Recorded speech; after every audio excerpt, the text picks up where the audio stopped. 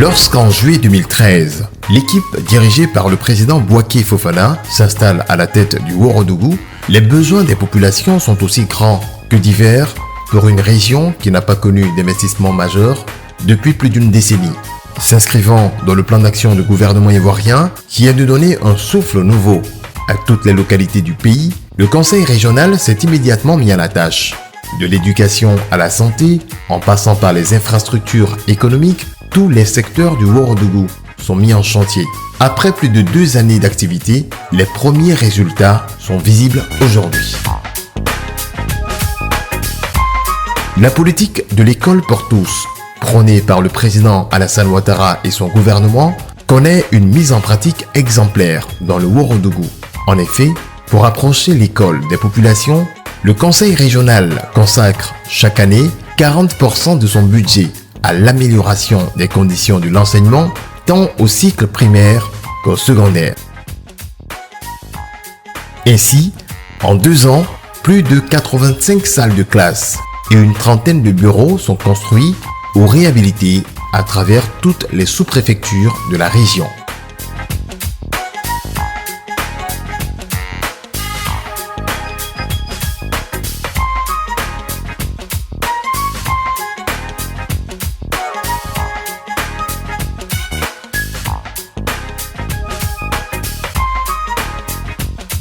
Tout ce que nous pouvons dire, c'est nos vifs remerciements au conseil régional pour ce cadeau qui, au-delà de ce que cela peut représenter, va sauver l'avenir de nombreux enfants. Parce qu'en ouvrant cette école, ce sont des mines clandestines que nous avons fermées, ce sont des enfants à la rue que nous avons repêchés.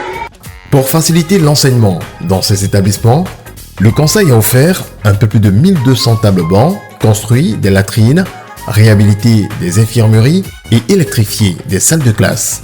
Grâce à ces équipements, le collège moderne des jeunes filles, qui a bénéficié d'un don de 5 millions de francs CFA en ouvrages scolaires et matériel informatique, a pu ouvrir ses portes aux élèves et enseignants. C'est pour moi également l'occasion de rappeler à nos parents que le conseil fera davantage chaque année pour améliorer la carte scolaire de la région. Mais je voudrais également en appeler à tous les parents pour leur demander d'envoyer les enfants à l'école et particulièrement les jeunes filles, car depuis la rentrée 2015-2016, la Côte d'Ivoire a rendu l'école obligatoire entre 6 et 16 ans. L'action du conseil régional ne s'arrête pas qu'aux infrastructures. En collaboration avec la direction régionale de l'enseignement, il a institué la journée du mérite et de l'excellence qui récompense chaque année les meilleurs élèves. Toute chose qui augure d'un avenir rassurant pour l'éducation dans le Ourodougou. Le conseil régional a aussi fait sienne la politique de lutte contre la pauvreté du gouvernement ivoirien à travers la création et la réhabilitation des infrastructures économiques du Ourodougou. Ainsi, les sous-préfectures de Diarabana et Fadiadougou possèdent désormais des abattoirs modernes répondant aux normes d'hygiène et de qualité. La sous-préfecture de Morondo, quant à elle, bénéficie aujourd'hui de la construction de nouveaux marchés au vent pour le développement du commerce et une amélioration des conditions économiques de la population. Dans le domaine des infrastructures routières, l'axe Massala-Diorolé-Timasoba, long de 16,32 km, a connu un reprofilage lourd en 2015.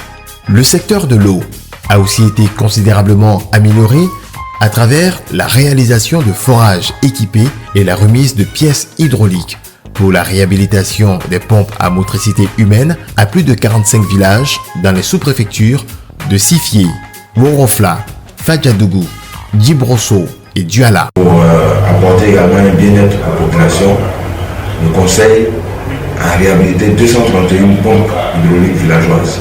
Plus de 25 forages ont été réalisés, 25 avec l'appui des partenaires au développement, et puis il y a 7 qui ont été faits par le conseil lui-même. Séguéla, la capitale de la région, a pour sa part bénéficié de la réhabilitation de la pairie régionale du Trésor public, de l'équipement et l'installation des sapeurs-pompiers civils mais aussi et surtout l'électrification des villages de Gbalo et Bena pour un montant de 157 millions de francs CFA. La santé occupe une place de choix dans l'action gouvernementale ivoirienne qui a confié aux collectivités locales un rôle de rénovation et construction des infrastructures sanitaires publiques, mais aussi la facilitation du transport d'urgence des patients vers les structures de soins les plus proches. Là aussi, le conseil régional du Ourodougou n'a pas lésiné sur les moyens. En 2 ans, il a offert des ambulances au CHR de Séguéla et au centre de santé de Douala. Il a construit des centres de santé et des logements d'infirmiers à Tiema, à Koinon dans la sous-préfecture de Worofla et à Samina dans la sous-préfecture de Massala. Le conseil a aussi équipé l'hôpital général de Kani et le centre de santé de Forona. Un grand merci au conseil régional qui a doté le village des dispensaires ruraux. Ici, nous faisons les accouchements, les consultations curatives et puis des séances de vaccination. L'ouverture de ces centres permet aussi de desservir les populations de Kénégbé Nord, Massala, Solo, Souroumana, Bessela, Tima et Zégbefla. La santé avant tout. Donc nous appuyions avant à Djarabana, souvent à Séguéla. Maintenant, le dispensaire de Forona rapprocher la population au centre de santé, ce qui nous permet d'économiser et en temps et en argent.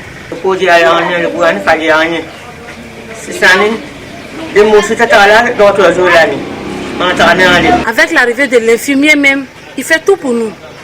Donc on n'a pas besoin de se déplacer pour accouchement, pour pansement, tout. Merci beaucoup au conseil régional. Il faudra aussi noter que le district sanitaire de Séguéla bénéficie chaque année de dons en matériel et mobilier biomédicaux de la part du conseil régional. L'équipe du président Bouaké Fofana s'est mise à l'écoute de la population dès son élection à la tête du conseil régional du Ourodougou. Depuis lors, il apporte son soutien aux différentes couches sociales de la région. Au chapitre de l'assistance sociale, chaque année, un peu plus de 22 millions de francs CFA sont offerts aux handicapés, personnes âgées, indigents, communautés religieuses et associations caritatives. Le conseil apporte aussi son soutien aux agriculteurs de la région à travers des dons de tricycles pour faciliter le transport des produits agricoles et de matériel de lutte contre les feux de brousse afin de protéger les vergers. La promotion du genre fait aussi partie des actions du conseil. Chaque année, les femmes de la région sont honorées à travers des célébrations comme la Journée de la femme et la Fête des mères.